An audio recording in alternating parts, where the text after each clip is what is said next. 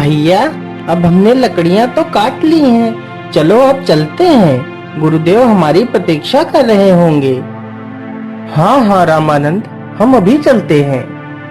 इतना कहकर दोनों भाई लकड़ियां लेकर वहां से चल देते हैं। गुरुदेव, आंखें खोलिए गुरुदेव, देखिए हम लकड़ियां लेकर आ गए हैं।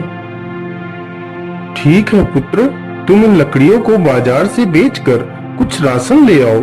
हमारे पास तो जितना धन था वह समाप्त हो चुका है। परंतु गुरुदेव, आपको धन की क्या आवश्यकता है?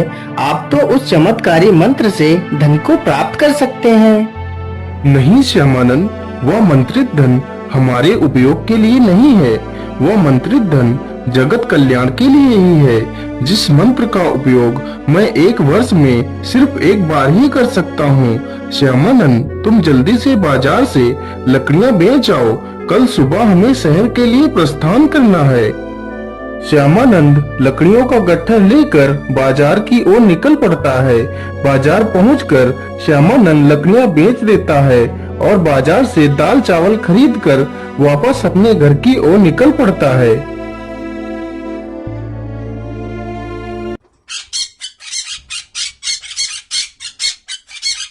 अरे, ये किसकी आवाज है? मुझे लगता है या तो एक पक्षी की आवाज है जो किसी मुसीबत में लगता है। अरे, या तो एक तोता है। मुझे इसकी जान बचा लेनी चाहिए, नहीं तो यह बाज उसे मार डालेगा।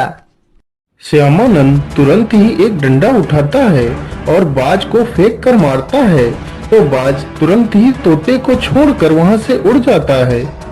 अरे राम राम राम, यह तोता तो पूरी तरह घायल हो चुका है। मुझे इसके घावों पर जड़ी बूटी लगा देनी चाहिए। इतना कहकर वह जल्दी से जड़ी बूटी लाता है और तोते के घाव पर लगा देता है। तोता कुछ क्षण पश्चात स्वस्थ हो जाता है। हे दयालु इंसान, तुमने मेरी मुसीबत में सहायता की है। तुम्हें जब भी मेरी मदद की आवश्यकता हो तो मुझे जरूर याद करना। मैं तुम्हारी मदद अवश्य करूँगा। ठीक है मेरे प्यारे दोस्त, आवश्यकता पड़ने पर मैं तुम्हें अवश्य याद करूँगा। इतना कहकर श्यामानंद वहां से चला जाता है और फिर वह तोता भी वहां से चला जाता है।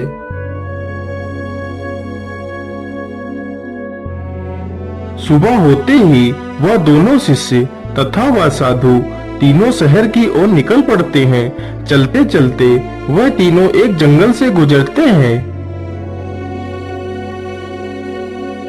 अरे ठहरो तुम तीनों, इतनी जल्दी भागते हुए तुम लोग कहाँ चले जा रहे हो? हम तीनों शहर जा रहे हैं, लेकिन आप लोग कौन हो? हम तीनों इस जंगल के डाकू हैं। डाकू? लेकिन डाकू जी, आपने हमारा रास्ता क्यों रोका है? हमें जाने दीजिए। हाँ हाँ, जरूर चले जाओ, लेकिन उससे पहले तुम्हारे पास जितना भी धन है वो हमें दे दो, फिर आराम से चले जाना। लेकिन डाकू जी, हमारे पास तो कुछ भी धन नहीं है। क्या बोला? धन नहीं है? हमें मूर्ख बना रहा है। नहीं नहीं डाकू जी, हमारे पास कोई धन नहीं है, मैं सच कह रहा हूँ। अरे लाखन, मुझे लगता है इनके पास कोई धन नहीं है, हमें इन्हें छोड़ देना चाहिए। अरे नहीं नहीं, बड़े दिनों के बाद तो कोई शिकार हाथ लगा है और तुम कह रहे हो इन्हें छोड़ दूं। डाकू जी, आप हम दोनों भाइयों को पकड़ लीजिए, लेकिन मेरे गुरुदेव को छोड़ दीजिए। ठीक है, मैं तुम्हारे गुरु को छोड़ दूंगा, यदि तुम दोनों हमें 1000 स्वर्ण मुद्राएं लाकर दो। हे भगवान, अब मैं क्या करूं? कहां से लाऊं इतनी सारी स्वर्ण मुद्राएं? क्या सोच रहे हो तुम दोनों? जाओ और कल सुबह तक 1000 स्वर्ण मुद्राएं लेकर आओ, नहीं तो तुम्हारे गुरु को मार देंगे। ठीक है, हम तुम्हें 1000 स्वर्ण मोहरे लाकर देंगे, लेकिन आप लोग हमारे गुरु को कोई नुकसान मत पहुंचाना। गुरुदेव, आप चिंता मत करना, हम दोनों भाई कल सुबह तक धन लेकर आ जाएंगे।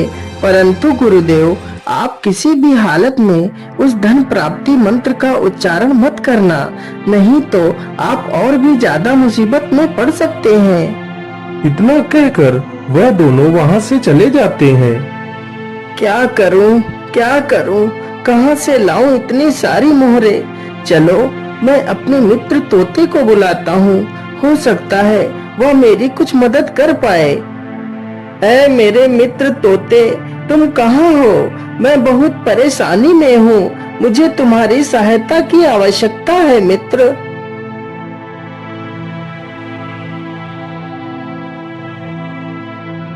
अरे यह आवाज तो मेरे मित्र की है, चलो चलकर देखता हूँ।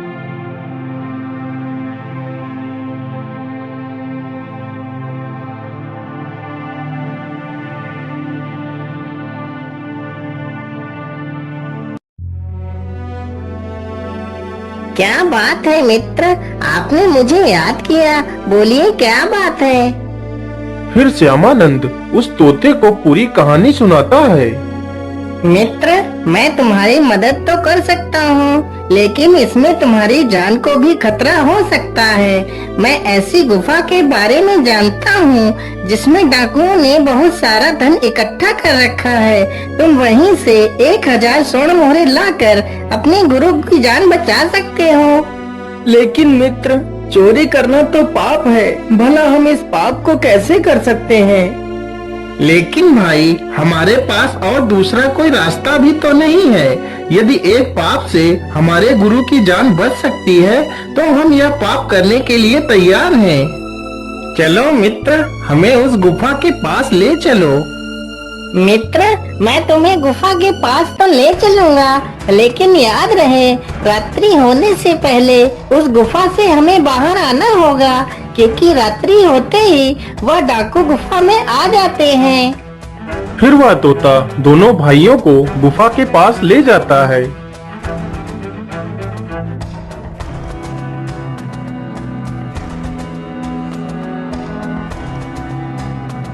मित्र, यही वह गुफा है जिसमें खजाना छिपा है। फिर वह तीनों गुफा में घुस जाते हैं और खजाना ढूंढने लगते हैं।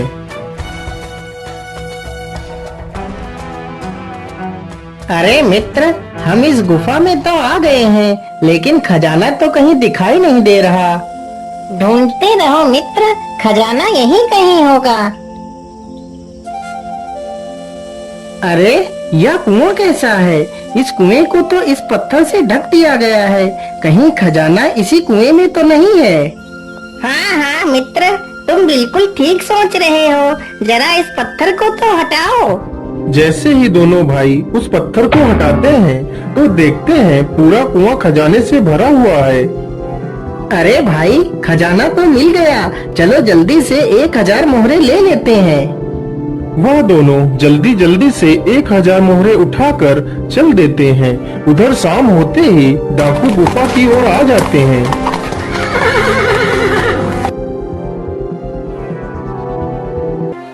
अरे भाई, यह आवाज तो किसी के अंदर आने की लग रही है।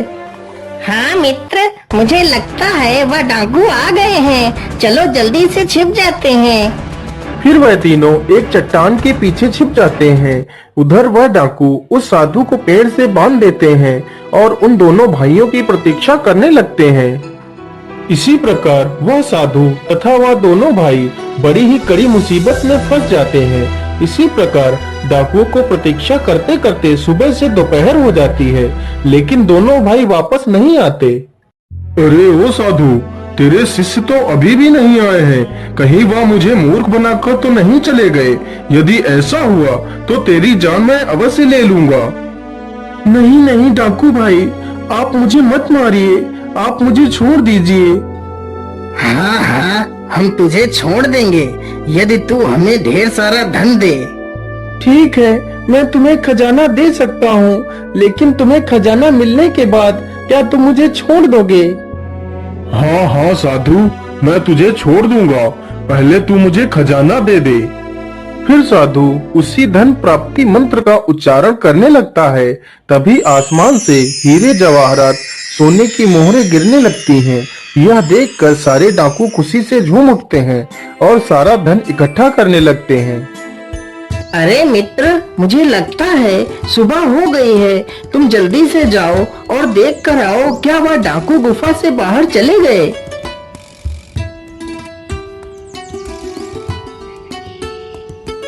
नहीं मित्र, अभी वह डाकू सो रहे हैं। हे भगवान, सुबह हो गई है। यदि हम दोनों समय पर नहीं पहुँचे तो वह डाकू गुरुदेव को मार डालेंगे। हे साधु, तुमने मेरे कहे अनुसार मुझे इतना सारा धन दिया है, इसलिए मैं तुम्हें आजाद करता हूँ। ठहर जाओ लाखन, ये सारा धन मेरे हवाले कर दो, नहीं तो तुम सब लोग मारे जाओगे। अरे छगन भाई, आप यहाँ? अरे छगन भाई, हम तो डाकू हैं, इसलिए हम तो भाई भाई हुए। हमें मारकर आपको क्या मिलेगा? यह खजाना मुझे तो इस साधु ने अपने मंत्रों की सिद्धि से दिया है। तुम हमें छोड़ दो, इस साधु को पकड़ लो। नहीं नहीं डाकू जी, मैं तुम्हें खजाना नहीं दे सकता। वह मंत्र मैं 1 वर्ष में सिर्फ 1 बार ही उपयोग कर सकता हूँ।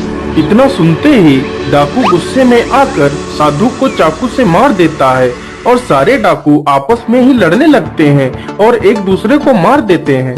बस 2 ही डाकू बचते हैं। अरे शेर सिंह, अब हम 2 ही बचे हैं। अब हम ऐसा करते हैं, यह सारा धन आपस में आधा आधा बांट लेते हैं। हाँ सरदार, यही ठीक रहेगा। चलो जल्दी से यह सारा धन 2 हिस्सों में बांट लेते हैं। हाँ हाँ शेर सिंह, लेकिन उससे पहले कुछ खा पी लेते हैं, फिर आराम से धन के 2 हिस्से कर लेंगे। शेर सिंह, तुम बाजार जाओ और कुछ खाने के लिए ले आओ, तब तक मैं खजाने की देखरेख करता हूँ। ठीक है सरदार, मैं अभी खाना लेकर आता हूँ। मेरा नाम लाखन है बेटा, मैं ऐसे ही नहीं तुम्हारा सरदार बना। यह खजाना सिर्फ मेरा है। मेरा नाम भी शेर सिंह है। मैं तुझे ऐसे नहीं छोड़ूंगा। वह सारा खजाना सिर्फ मेरा है। फिर वह बाजार से खाना खरीद कर लाता है और उसमें जहर मिला देता है। अब यह खाना लाखन खाएगा और ढेर हो जाएगा, फिर सारा खजाना मेरा होगा। अरे सरदार, तुम कहाँ हो? देखो मैं खाना लेकर आ गया हूँ। लाखन एक पेड़ के पीछे छिपकर यह सब देख रहा था। जैसे ही शेर सिंह पीछे की ओर मुड़ता है, तभी लाखन पीछे से शेर सिंह को तलवार से घायल कर उसे मार देता है। चलो, मेरा आखिरी कांटा भी निकल गया। अब यह सारा धन मेरा है। चलो जल्दी से यह खाना खा लेता हूँ, फिर यह सारा धन उठाकर यहाँ से भाग जाऊंगा। इतना कहकर वह उसी जहरीले खाने को खा लेता है और तड़प तड़प कर मर जाता है।